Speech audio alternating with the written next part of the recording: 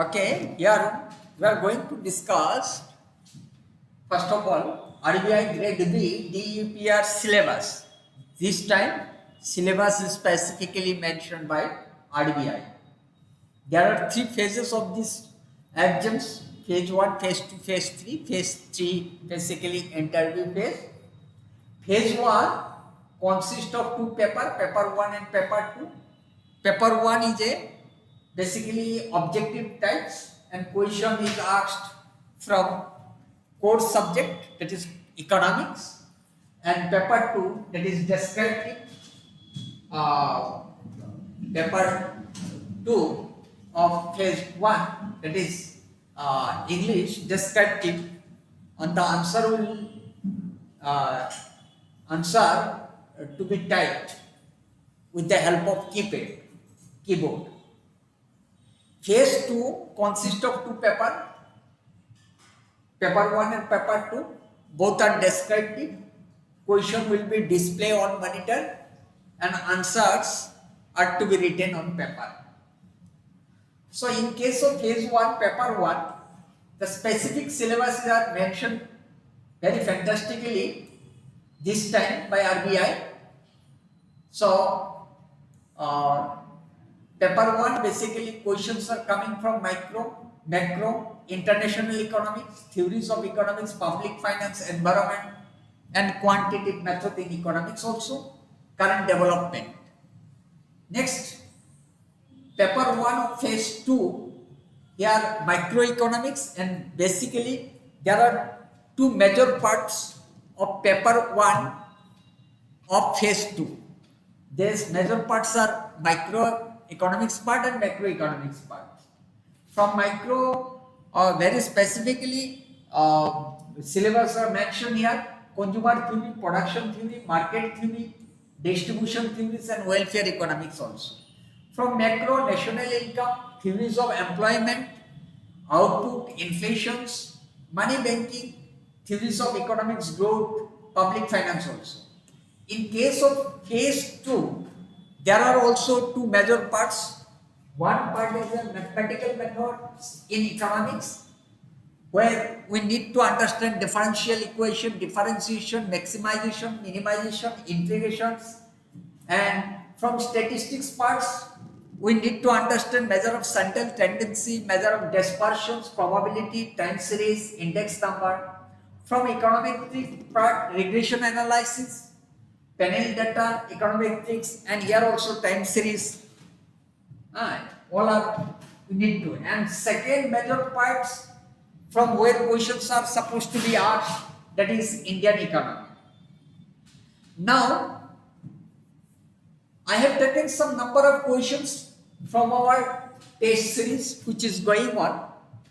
So, from test series, we will try to solve some number of questions. Basically, we will practice the questions. Again, our content become more clear, and for making the clarity of our concept, all such type of questions comes to help very much. So one question is mentioned here: a consumer is consuming two commodities, say rice and meat. If rice accounts for 75% of the budget and has income elasticity equal to 0.8, what is the income elasticity of milk? So there is a standard format we can apply to solve this question. First of all, say we can take the rice, say rice is X, rice is X and milk is Y. Milk is Y. Now, there is a standard format with the help of which we can solve this problem very easily. The proportion of his income that is spent on rice, that is 75%. That is his income, the income of the consumer spent on X, that is KX, which is indicated by the amount of his income that is going to spend on X. multiplied by the income elasticity of X plus the proportion of income that is spent on goods Y, that is milk, that is KY, and multiplied by income elasticities of Y, that would equal 1. So here we have seen 75% is spent on rice. So 0.75, which is the value of Kx here. And income elasticity is also given, which is 0.8 into 0.8. Now raised amount of his income is going for purchasing say milk, that will be 0.25, and we need to find out the income elasticity of Y, that would equal. Now simple this equation was framed, and by solving these equations we will get income elasticity of Y, that would equal 1.6. After solving, simply when we do this solve these equations, we will get the income elasticity of Y, that is 1.6. The answer will be A. Now come to the next question. Beyond a certain level, if Y rises, then labor supply decreases because of, obviously this is not to all the fact that this is because of the income effect is larger than substitution effect. So come to the next question. This question basically coming from macroeconomics. An economy shows the following features. Consumption function is given, tax revenue is given, investment function is given, government expenditure given, money demand is given, money supply is also given, export import also given. So the question is to find out equilibrium level of income, output, and rate of interest. So in order to solve such type of questions, this is known to us well, that we need to find out IS function as well as LML function, and by equating both these two functions we can determine the equilibrium level of output as well as rate of interest. Now in order to frame the IS functions, how we can frame the IS functions? First let's try to build the IS function, that is income, that is Y. This is the fundamental equation, C plus I plus government expenditure plus export minus input, that is net export. So now this is Y. C is given here, C function is given. What is the C? So C is given here, C function is given here, C, value of C,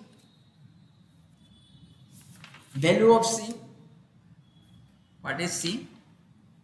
C is 50 plus 0.9 Y minus T, that is tax. Tax is also given here 100, so Y minus 100. Now investment function is also given here. This is the investment function, that is plus 150 minus 5I plus government expenditure, just putting all the values. Government expenditure is also given here. Government expenditure is also given here. Government expenditure, where is government expenditures? Government expenditure is equal 100, that is plus 100, and export is 20. Export is 20 minus import 10 minus, so here will be export minus 10. So this one 10 minus 10 minus 0.1 Y. 0.1y. Now, when we solve this equation, by solving these two tail equations, simply by solving these equations, we will get the is function. So, this is how we will get the is function. y is equal to 1100 something 25i. Already I am solving it. So after solving this equation, simple solution, nothing is there. We just have to transfer the y and we can solve. This is the I.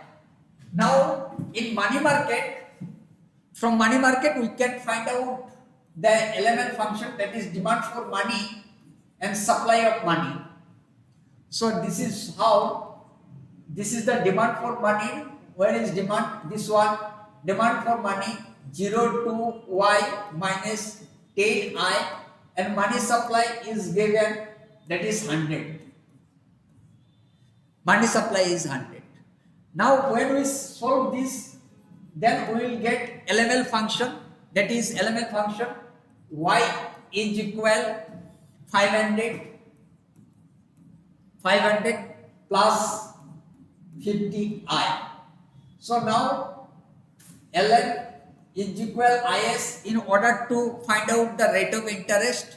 So 1100, this is how 1100 minus 25i is equal 500 plus 50i.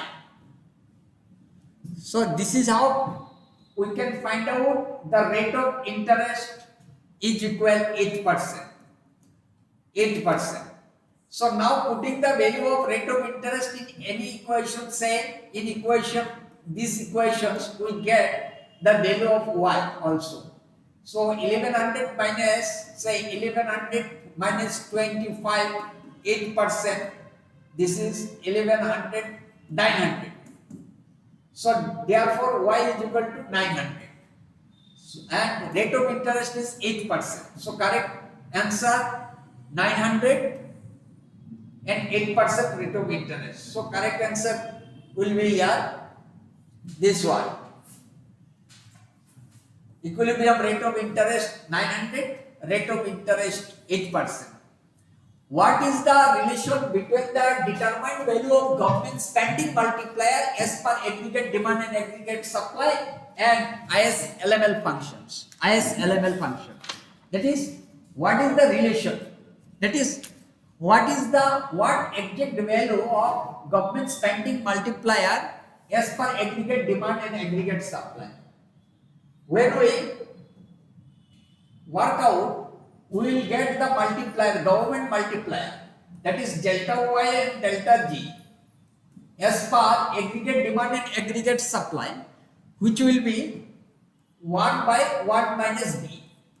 This is the government spending multiplier as per aggregate demand and aggregate supply approach.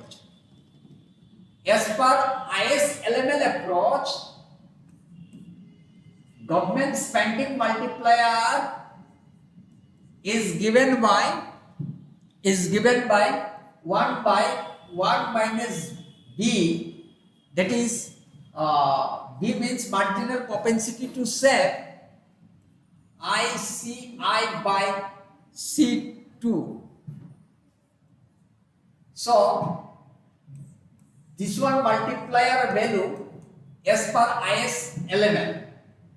So here it is seen that one additional positive figure, that is ICI by C2. This is positive figure in the denominator.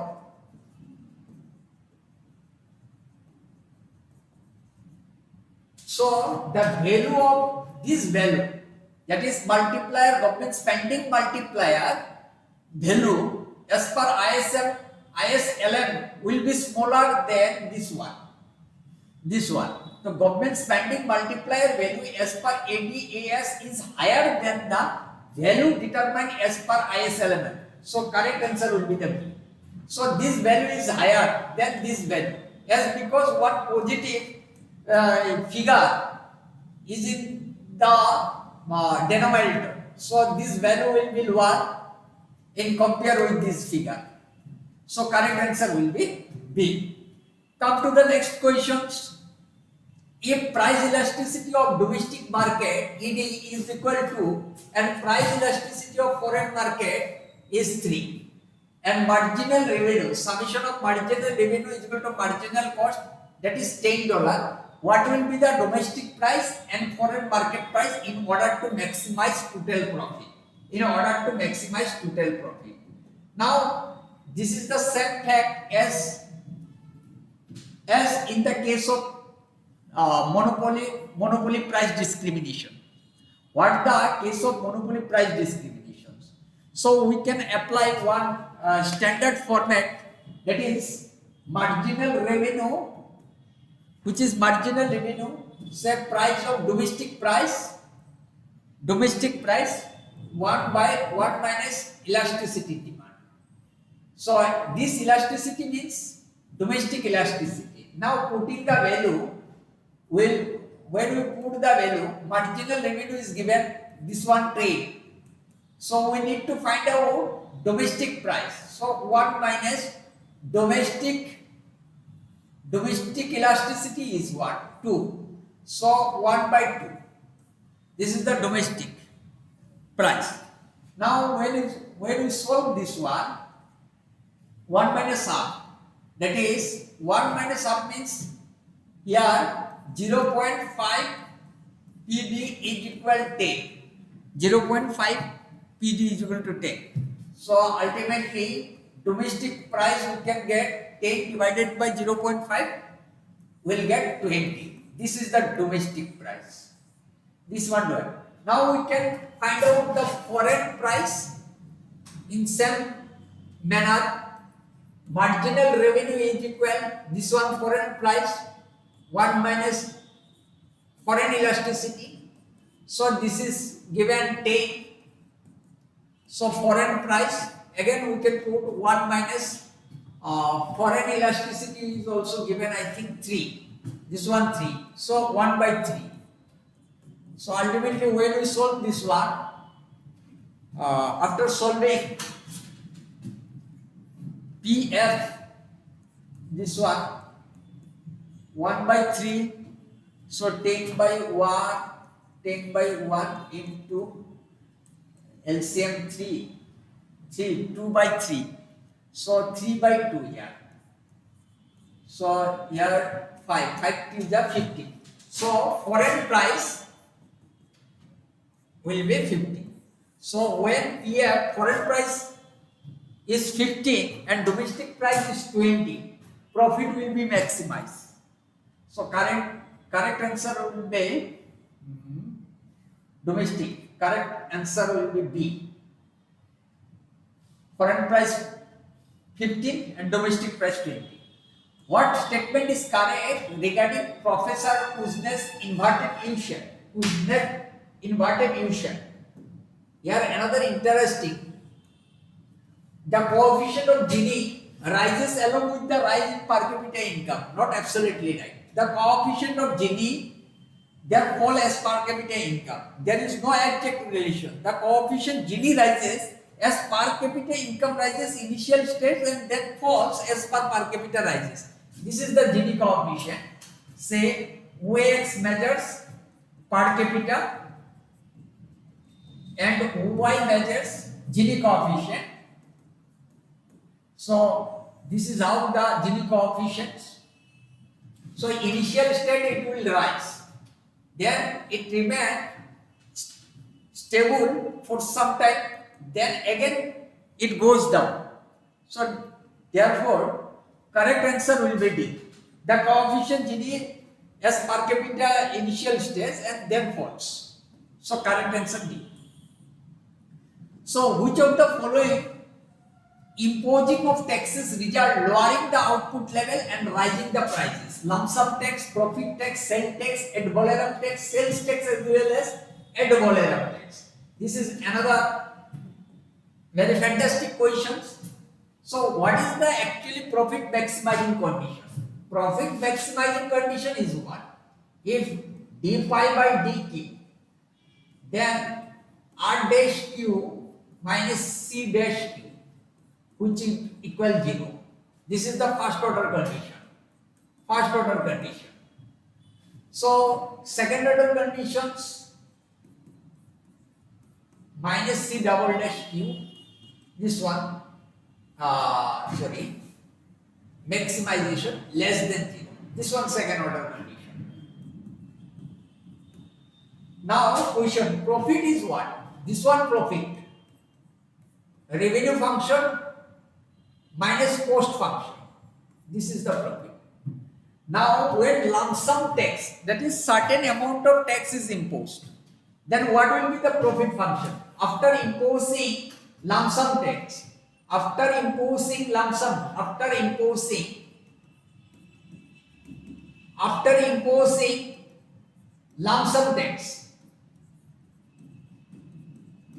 set T, then profit function, what will be the profit function? Minus T. Now when we differentiate this one,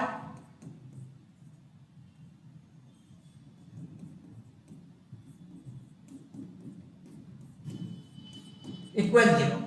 So it is clear from this calculation there is no change in profit maximizing conditions after imposing the sale tax. Even second order condition also remains same. There will be no change even after imposing the lump sum tax. So in case of lump sum tax, it will be not happen. So we can eliminate A. So which of the following taxes which are lowering the output level and rising? So lump sum tax ultimately does not affect the profit maximizing condition. Now come to the second, profit tax. In case of profit tax, so in case of profit tax, what will be the profit functions? In case of profit tax, this one minus CQ, profit tax. So profit tax say rate of tax. What is profit?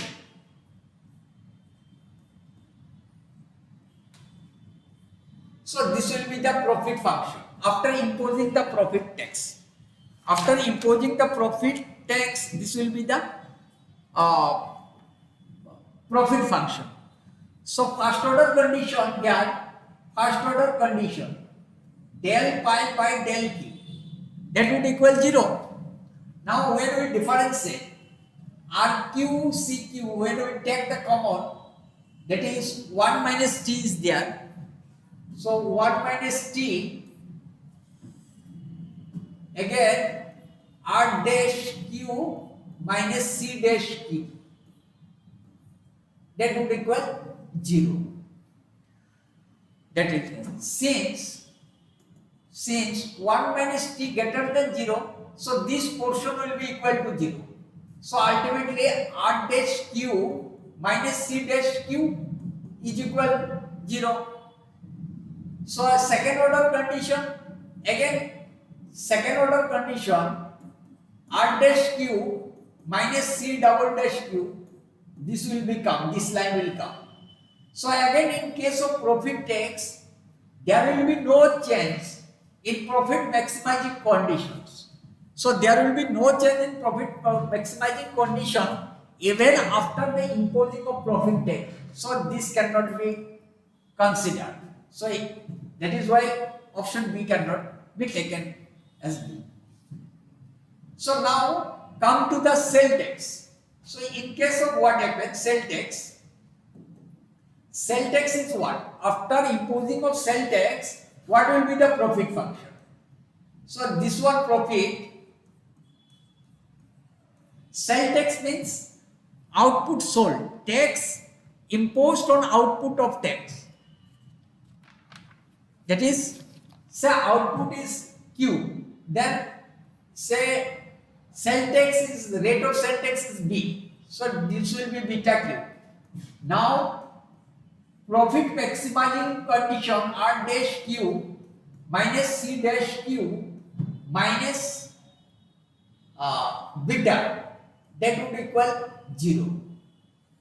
So this will be marginal revenue Q is equal C dash Q plus beta. So plus beta. This one beta means ultimately what is indicating? This one marginal revenue is equal marginal cost, or we can write like this. This one marginal revenue is equal marginal cost plus tax rate. So here it is seen that profit maximizing condition has been changed due to the imposing of sale tax. Imposing of sale tax. So second order condition, R dash Q minus C double dash Q, that will be less than 0. This one second order condition, that is del square pi by del Q square. Okay, this one second order condition. Now this first order condition has been changed due to the sale tax. Now in order to trace the effect on output, and price if the rate of tax increases, in order to, if now this one equation, in order to find out, if you need to find out, in order to trace, here you see, in order to trace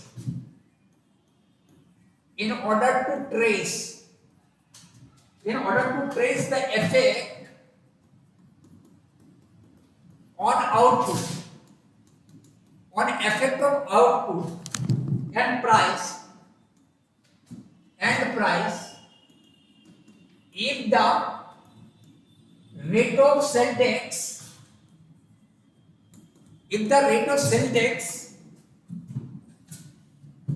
tax rate increases, we need to take differentiation. We take differentiation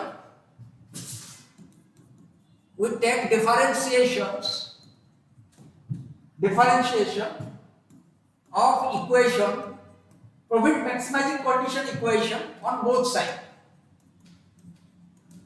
What we get the profit maximizing condition, that is R double dash Q dQ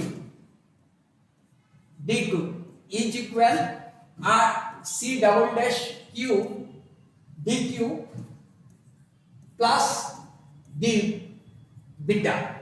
This is the condition. Now when we transform this one, R double dash Q minus C double dash Q dQ is equal dB. So here you see dQ dB, then we will get R double dash Q minus C double dash Q. Already we have understood this portion is less than 0. So this indicating one thing, when there is a rise in sale tax,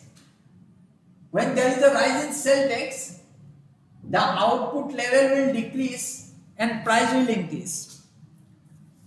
That is after imposing, that is when there is rise in sale tax, there will be the lower of output level and price will rise. So here we can sale tax, we can also verify in case of ad valorem tax also. So that is why the correct answer will be E, sale tax as well as ad valorem tax. By both these taxes, profit maximizing conditions are supposed to be changed, and even by rising all the tax rates, there will be the negative impact on output level produce and the price will rise. This is the fact. Now another questions. A monopolist faces a demand curve that is P is equal to 100 minus 2P.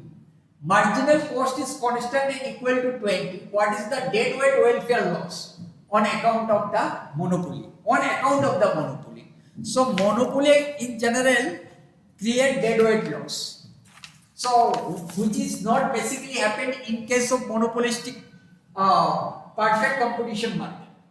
So what we understand here, the monopolist basically create deadweight welfare loss, which is not happened in case of perfect competition. So in case of for monopoly,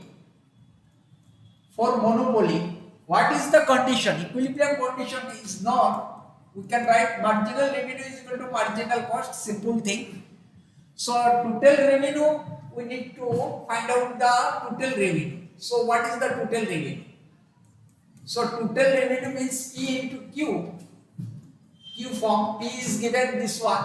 So 100Q minus 2Q square. So therefore marginal revenue 100 minus 4Q. So this is the marginal revenue. 100 minus 4Q. 100 minus 4Q will be the marginal revenue. Now marginal revenue is equal to marginal cost is given 20. So 100 ultimately 100 minus 4Q is equal to 20. This is how we will get the value of Q. Value of Q will be 20 under the condition of monopoly. In case of perfect competition, in case of perfect competition,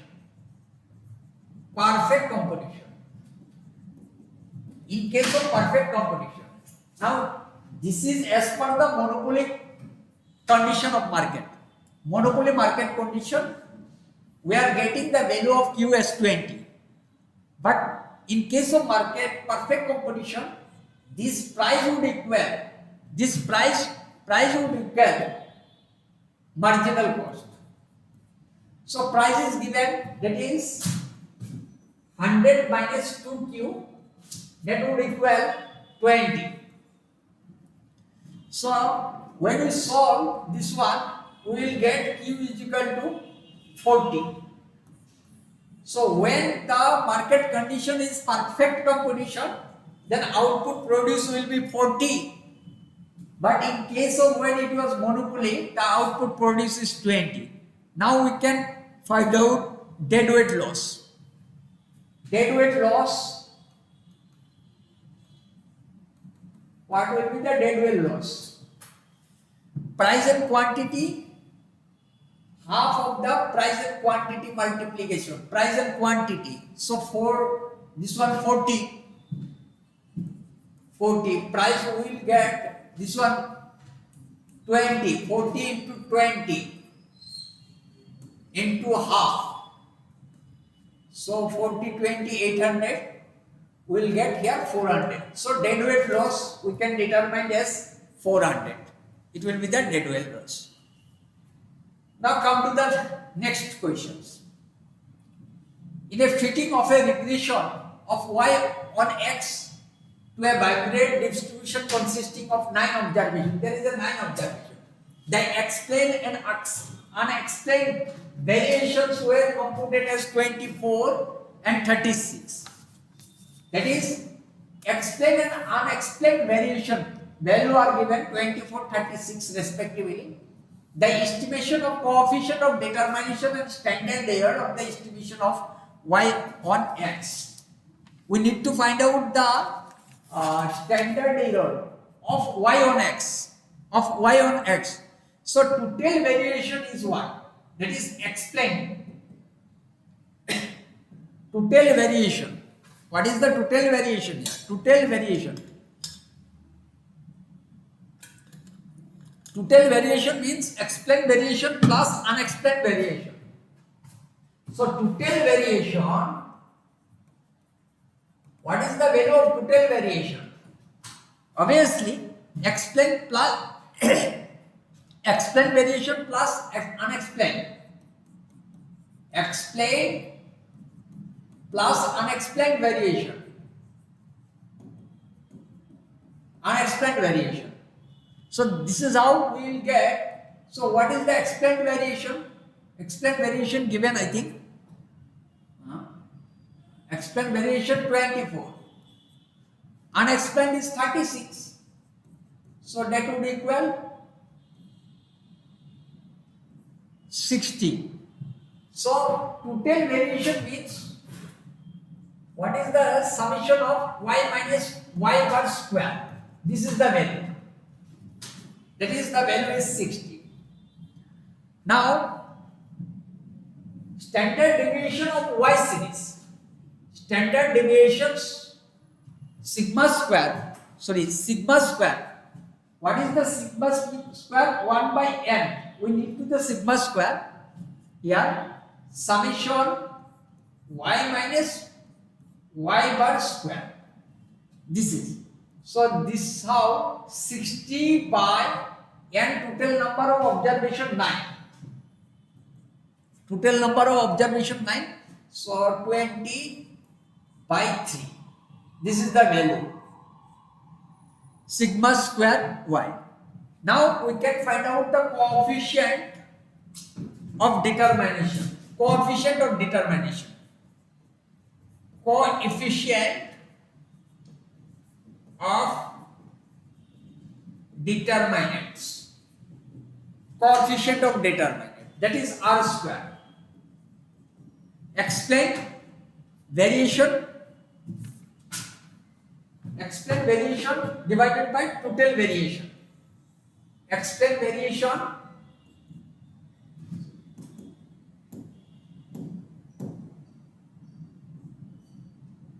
explained variation